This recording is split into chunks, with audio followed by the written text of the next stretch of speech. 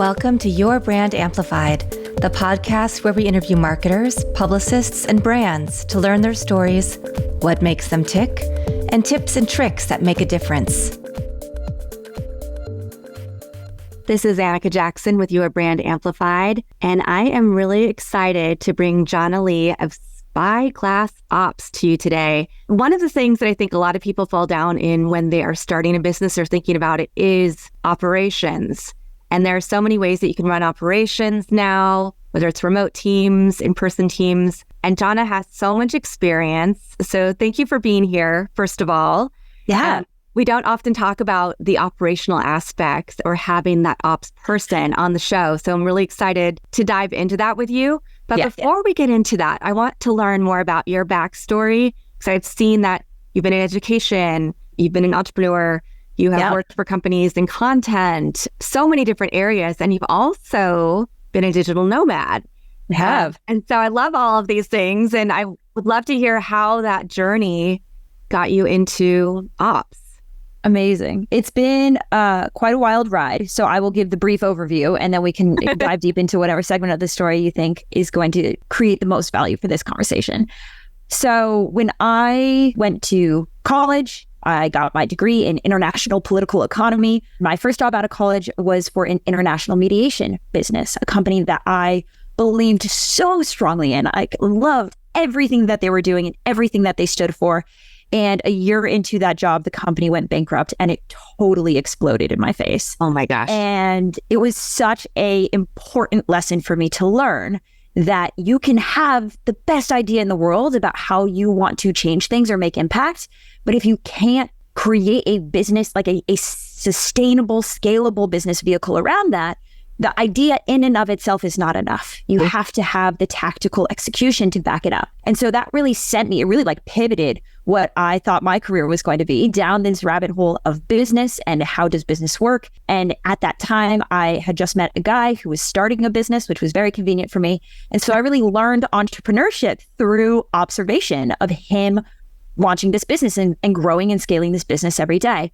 He and I ended up moving into a van together, and we took that van for the next 2.5 years through North and South America. And I always say that before I found operations, I was quite literally directionless because we were just going wherever the wind took us. He had this business. I was watching him build it. And through a series of odd events, I stepped into that company for what was supposed to be 30 days filling in for a client success role that had just, left, and ended up as that company's COO. That was the business that taught me what operations is, what value operations brings to a business, and really gave me a skill set, a set of knowledge, a vehicle, an identity, a label that I could attach to myself that said, I'm an operator.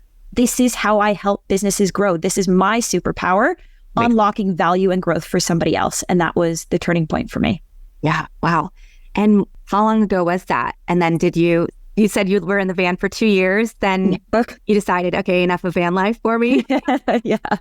So let's see, we moved into the van, I guess 6 years ago. And yeah, for those kind of 2 to 3 years, we were in the van, in Airbnbs, we were doing the digital nomad thing.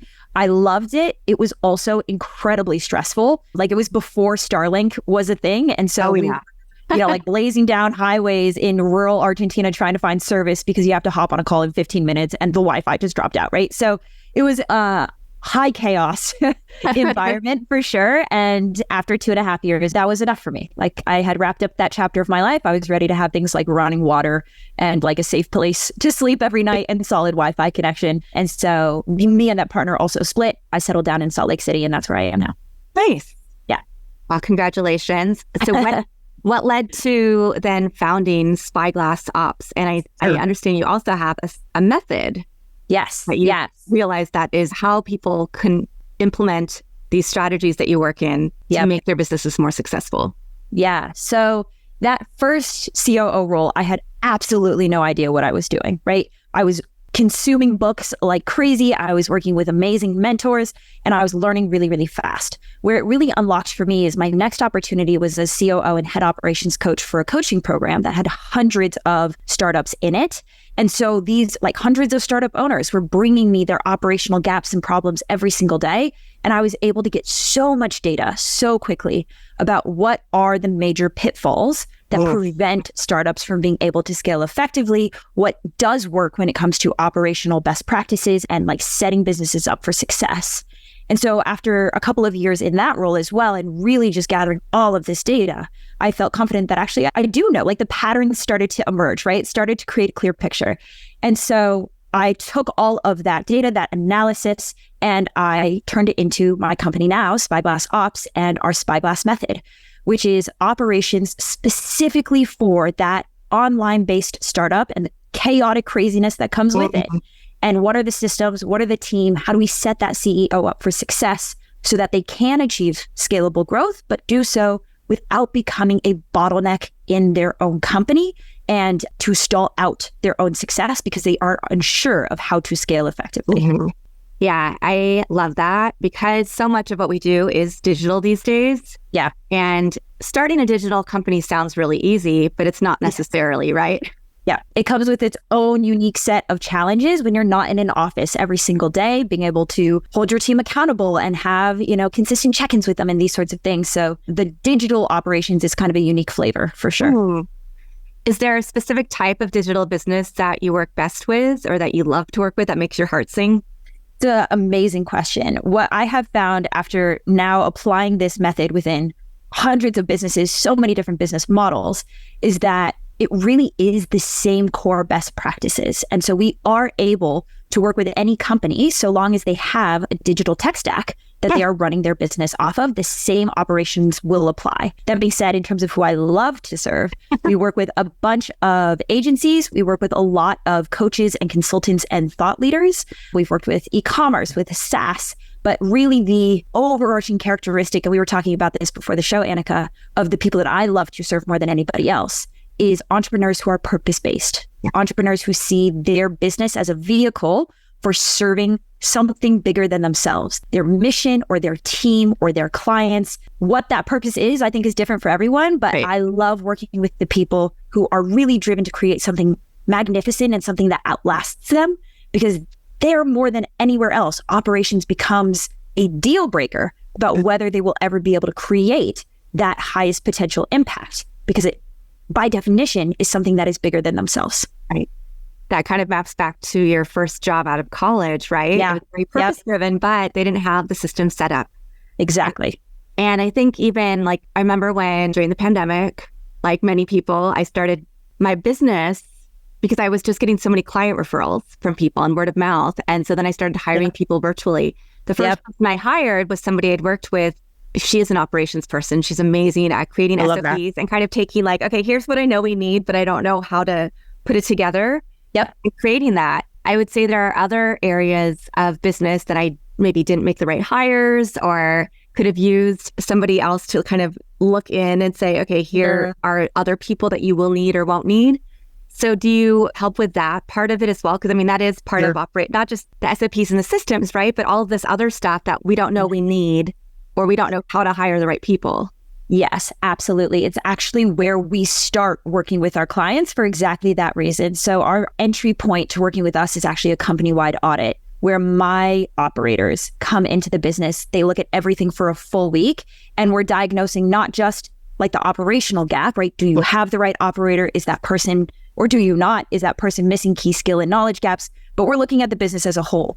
Do you have the right leadership behaviors and communication? Do you have a strategic vision that's actually going to get you to where your goals are? Do you have the right communication cycles? Do you have the right data, right? So it's a comprehensive look at the business because I think when people say operations, they think, cool, systems and SOPs. But operations at its best is so much more than that, right? Operations at its best is turning your business into the most efficient vehicle to hit your goals and actualize your vision. And there is way more that goes into that than just a few SOPs.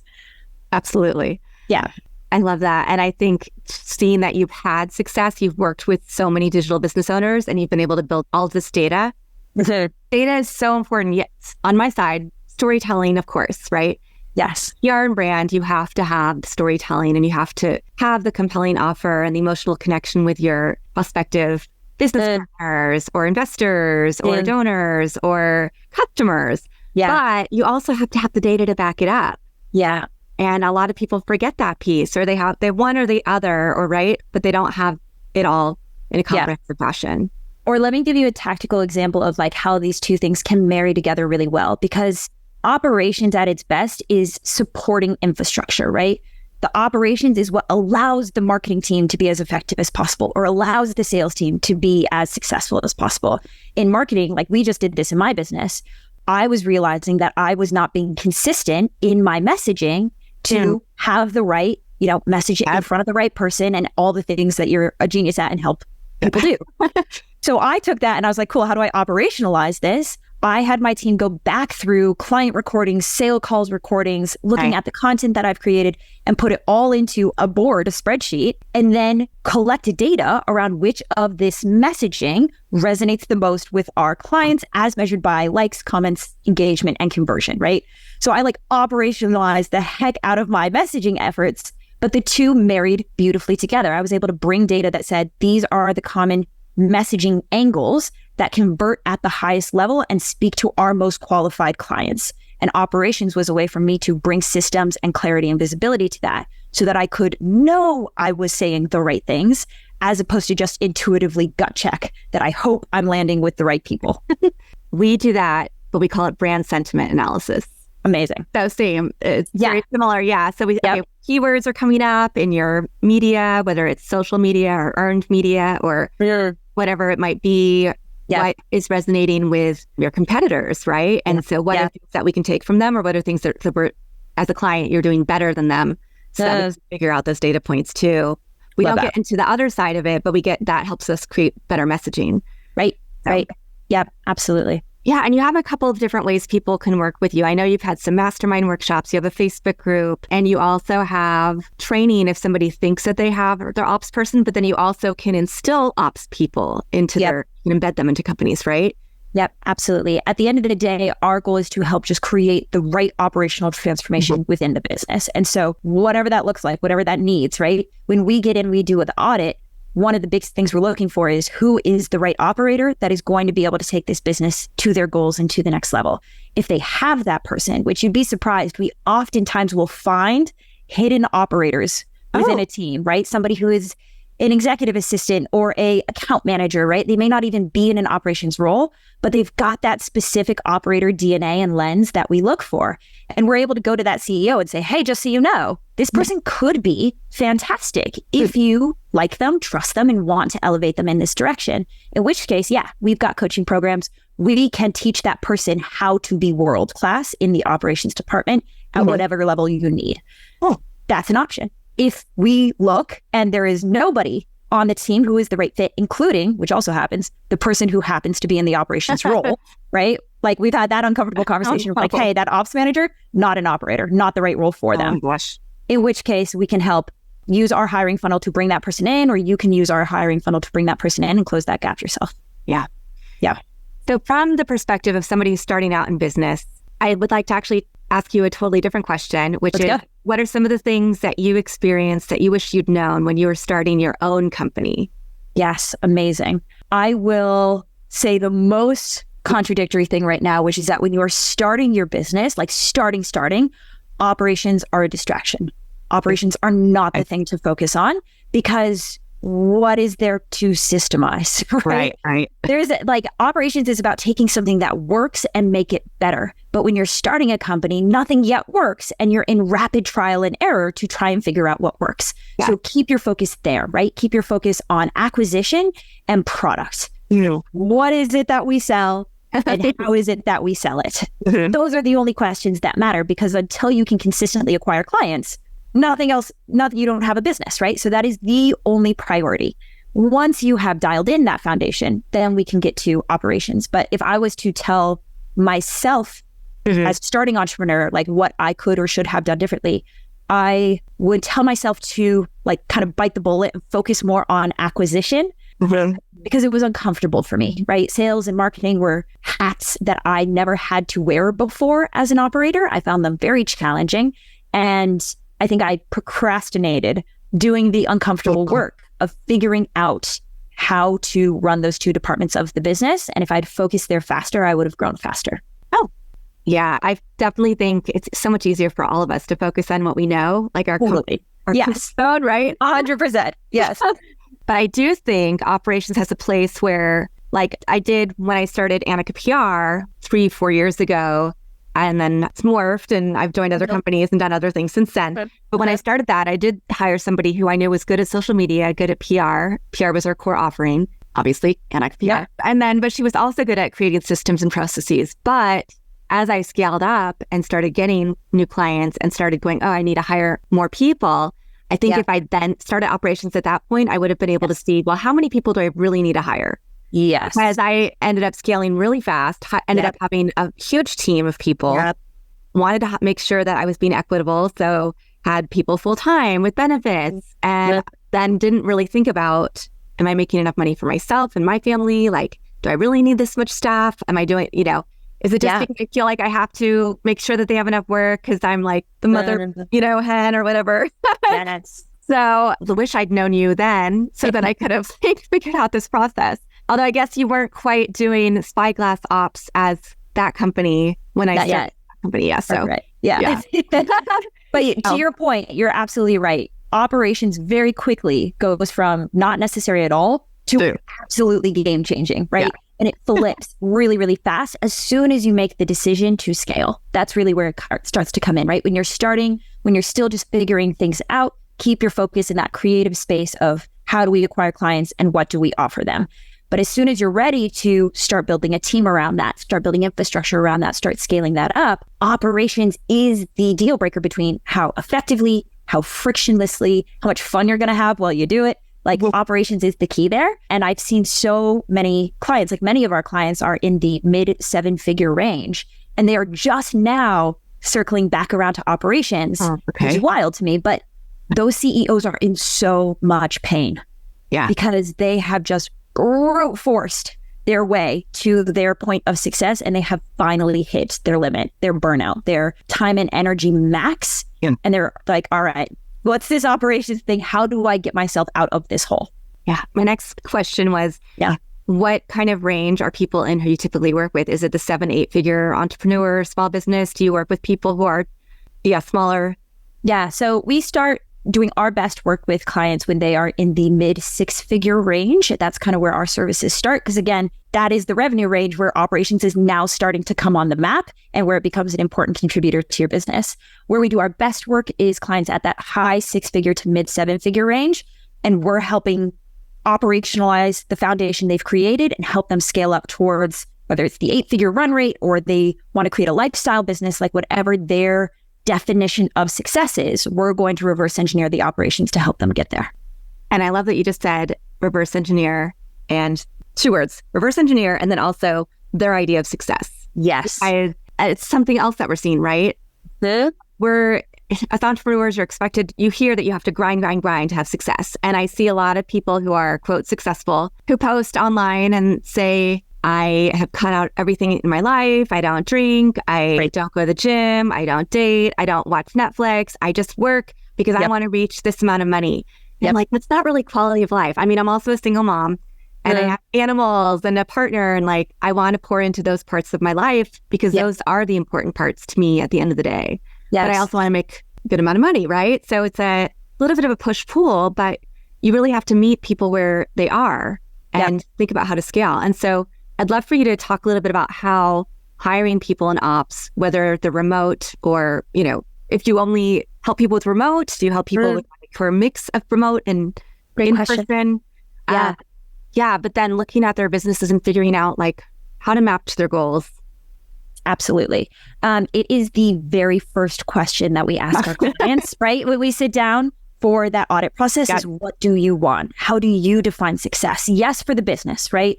Revenue targets, profit targets, impact targets, like what matters to you about the growth potential for this company and where it's going. And the very second question we ask is, now tell us about you and your relationship with this business. 12 months from now, what are the hats you want to be wearing? How much flexibility do you want in your life? How many hours a week do you want to be working, right? Tell us not just where you want the business to go, but where you want to grow in relationship to it so that we can help you accomplish both. We work with clients who want the 60-hour work week because they are so growth driven for the company that they want to scale it to 8 figures and they will do whatever it takes to make it there. And we work with the clients that just want time to be with their family, just want time to have a business they're proud of, but is so effective and efficient that it offers them freedom and flexibility to focus on other areas of their life or start another company or do something else. And so there is, in my opinion, no right answer to that question. It is entirely your own to answer. But my biggest piece of advice would be get clear on that, because we have helped clients downsize their businesses. We have helped clients scale them back because they arrived at the 20-person team and the multi-seven figures and the Rolexes and that somebody else's definition of success. They got there and they realized they hated it and it was not the place that they wanted to be. And now we have to backtrack, and all the time and energy and effort they invested into getting there, turns out it was not the definition of success that they actually wanted. So when it comes to reverse engineering, right? You give us your definition of success, we'll tell you how to get there. It comes down to that second question, really, even more than the first. I always say that there's no capital R right way to scale a business. There's just the way that's right for you. So if you want to be super involved, hustle and grind, 80-hour work weeks for your business, fantastic. That gives us a lot of time and energy and resource to work with, right? You can wear more hats. Yeah, you can hire less and delegate less because you are willing to show up to your business in this bigger capacity. If you want to start a family in the next year and you need to get 75% of your time back in order to do that, okay, we need tighter systems. We need a larger team because more functions in the business cannot be filled by you. And so we have to figure out, reverse engineer, what's the team to build around yourself so that you can just show up and wear the hats that you are uniquely qualified to wear. And everything else can be handled by somebody who is better in that role than you are. Nice. Yeah. And is it cost prohibitive? Because I know that's something that's on people's mind too, with the uncertainty in the economy, all of the things going on in the world right now. Is it expensive, number one, to work? And I know that's, everybody has a different definition of what that means, but to work with a company like yours to figure out these systems. And then is it expensive to hire operations teams? Fantastic questions. Expensive is relative, but I think this is one of the brilliant gifts of the digital business because you're able to hire internationally. Most of my team is international. Most of our clients' teams are international. And there are very real cost savings that come from bringing in incredible talent that is not US based or Western based. And so we have amazing operators in our programs from the Philippines, from South America, from Eastern Europe, from all of these places because they're incredible talents, but their cost of living is such that a US-based business is able to really afford working with somebody of that caliber. And so that option is on the table for every digital business owner now, right? Anybody can make that choice. I think there's a lot of fear and uncertainty wrapped up in how do I do that and how do I make sure that works for me? But with the right operational systems, my team is across 5 countries, right? We're all over the place. And yet we're able to run like clockwork. So it can happen. Yeah. And I'll just give a little plug for hiring internationally because I do have a couple people in the Philippines on my podcast team. And it's amazing because I know I'm supporting people and giving them a quality of life. Yep. And they're helping me produce things that are labor of love and that aren't fully monetized yet. Yeah. Right. So that I can continue making a bigger investment in my platform. Yes. So I love that. And have you ever started the process of working with somebody and realized you're not the right fit, they're not the right fit for you as a client, what they need is really something else, or just, because they're not the kind of business that you want to work with, even though I know you can work across the wide swath? Yes, absolutely. That is the other reason that we start with the audit, because now we know everything about this client and we're able to really confidently say, yes, we can help you. And yes, we want to help you. Or no, we're not the right experts for the problem that you have, or you're not a match for our ideal client avatar and we're not going to be able to do great work with you. The people that we're not able to serve, Annika, is more on the soft characteristic side. It's people who are not coachable, people who are not willing to take ownership for how they are contributing to their own business bottlenecks. Audit is a very confronting process. We're holding up the mirror and saying, hey, you've done an amazing job growing to this point, but here's how you're actively stalling your own ability to get to the next level. Are you willing to take ownership for that, to stare that picture in the face and say, cool, so how do I need to evolve as a business owner in order to take my company to the next level? For the people who are able and willing to do that, we do phenomenal work together. For the people who we get to the end of that audit report and they're like, you can just tell, right? They're shut down, they're defensive, they are not internalizing anything you have to say. fantastic. We're not going to do great work together because I can't force you to change. And so it's better if you find somebody else who will not ask you to change in the process of growing your business, because that's not going to be us. Yeah. Yeah. Is there a success story that you'd be willing to share? Absolutely. So I think in terms of who is the best captures the people that you love and serve, we had a client where when we first started working together, did have a small team. She had an operator who had absolutely no experience, but she had a lot of potential. She really believed in this person. And this client was just frustrated. She was in the day-to-day weeds of the business. All of the client fires were coming to her. All of the team questions were coming to her every single day. She was just waking up and reacting to the needs of the business. She was no longer proactively working on the business and driving it forward. And she was aware of that. She was getting more and more frustrated by it. The company was also no longer growing because she couldn't work on it and move it forward and get it to the next level. And she had other passions and ambitions in her life that she wasn't able to follow because this business was eating up all her time. Within 8 months, we ran the audit. We put her operator into my coaching program. And within 8 months, we sat back down and she shared with me, she was like, I now have so much free time on my calendar. I have started my second business. My org chart looks like me at the top, my operator, and then everyone else. Like my operator is running the team, running the day-to-day, handling absolutely everything. And I have so little to do that I am now dating. I'm going on trips. I'm starting my second company. I'm coaching other entrepreneurs. I can't believe that we're the same business. Like, it was just such a radical transformation. And so that's an example of that kind of lifestyle ambition, or that desire to just create more freedom and flexibility with your business and from your business. And we were really able to help her do that through her operator. That's what I love about our service, Danica, is that she didn't do anything. She didn't show up to any of the calls, right? Like, we have a once a month check-in with our CEO visionaries just to make sure we're staying on track. But it is really the operator's job to create this transformation in your business. You're actually not the best person to make that happen for yourself, because your talent and skill lies in visionary land, right? Which is very different from operations. And so we were able to make that happen for her through the right person on her team. Fantastic. Thank you for sharing that. Yeah. It helps me also visualize. And that's another thing I love about when people share case studies or testimonials. It helps me also visualize, which is what we want, right? Especially we all say in marketing, it helps us mirror and like think about ourselves in that situation and how we could apply it to our own situations. Absolutely. Absolutely. And so I think that would be, in terms of that mirror and that takeaway, the question is, do you have the right second in command to make that transformation happen for you? It really does come down to that individual. And when is the right time to bring in that individual, or maybe you have that individual, but they are not at the level they need to be to accomplish the desired outcome that you have for yourself. Yeah. And when you do an evaluation for somebody, is it a free evaluation? Is it paid? It is a paid audit. It's robust. It's 35 hours of my best operators. Oh my gosh. So it is a high ticket service. Absolutely. I'll be honest about that. But it also is probably the best thing that we do. It's absolutely transformative. Yeah. And you've built up the skill set. Like you're taking in all this data and all this information from seeing how you've been able to implement this with so many different companies. Exactly. I absolutely believe in monetizing evaluations. We do the same thing with brand sentiment analysis, where I used to be like, oh, we'll just give it away for free. And it's like, actually, that takes a lot of my time, my team's time. Yeah. And that we do a really in-depth analysis on, the marketing side of things. Yeah. 100%. And when I started, I gave it away for free, right? So like, if you guys are just starting, like, what is that amazing value add analysis you can bring within your zone of genius to your business or to your client's business?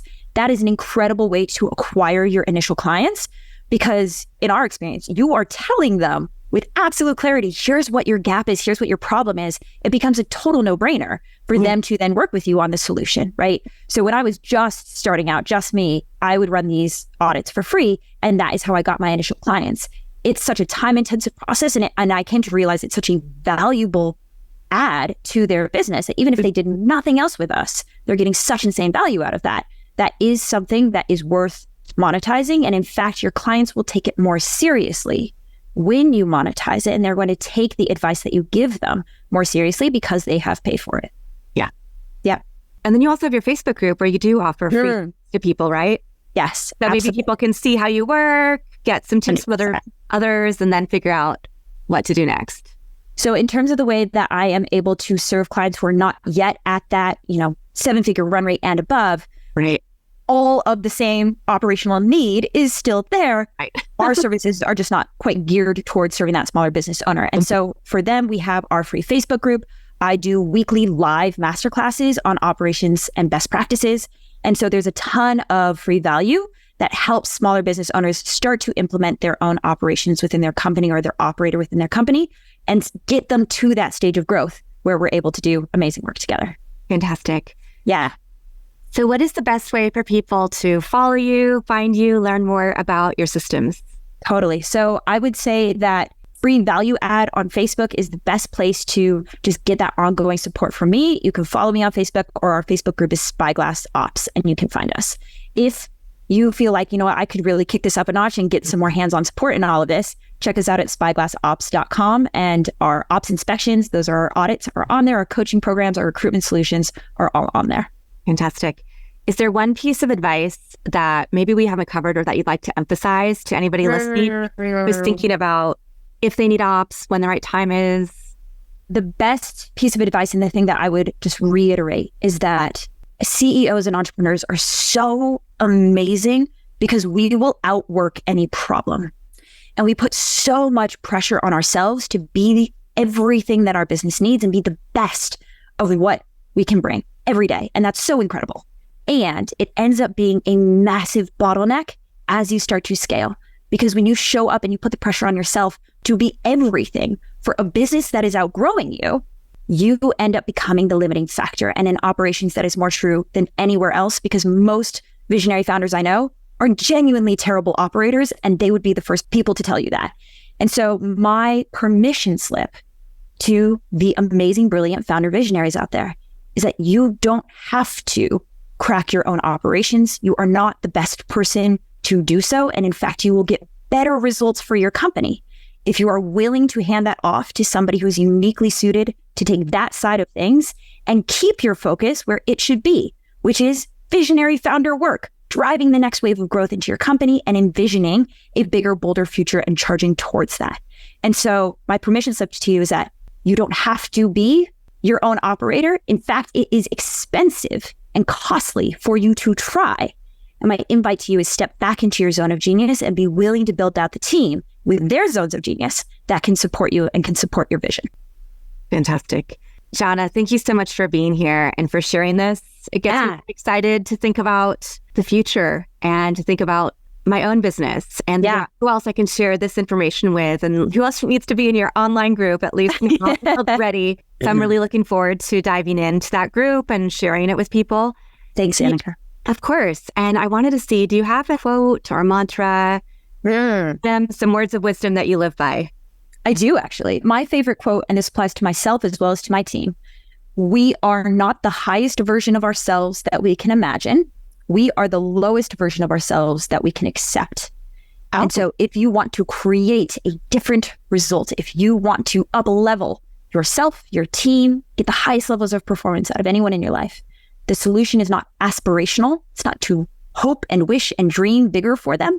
It is to raise the bar, the minimum acceptable standard for what you will tolerate. And as soon as you genuinely and full body make that decision that actually the bar is now higher, you will unlock higher performance. And it is the coolest thing in the world. Oh, that's so inspiring. Thank you so much for sharing that. Absolutely. Yeah. Thank you so much for having me on. This was amazing. Of course. Thank you to you. And also thank you to our listeners and viewers for watching this episode. Check out Spyglass Ops on their website, in Facebook group, and follow Jhana to learn more about everything that you need to do to make your business better. With that, I'll be back again in a few days with another amazing expert. Want more? Check out amplifywithannika.com or follow me on socials at amplifywithannika.